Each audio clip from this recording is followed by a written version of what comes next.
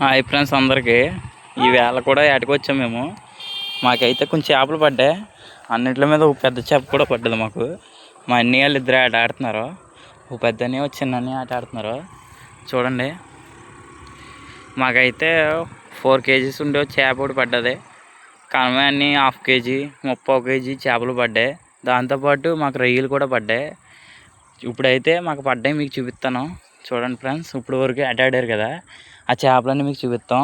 మా సంచిలో వేసుకున్నాం. చూడండి,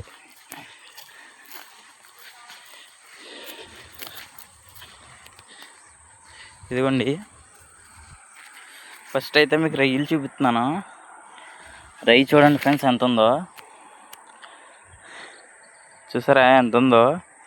టైగర్ రొయ్య. దీనికి పీతల లాంటి డెక్కలు కూడా ఉన్నాయి. నేనైతే ఎప్పుడు చూడలేదు,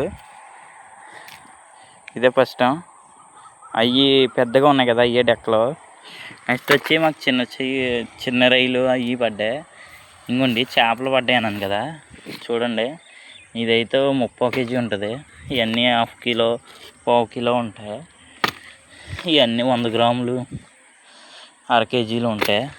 ఇది మాత్రం మీకు కామెంట్ చేయండి ఎన్ని కేజీలు ఉంటుందో. మేమైతే మినిమం ఒక 4 kg అనుకుంటున్నాను. మీరు ఎంత ఉంటుందో చెప్పండి ఫ్రెండ్స్. చూడండి.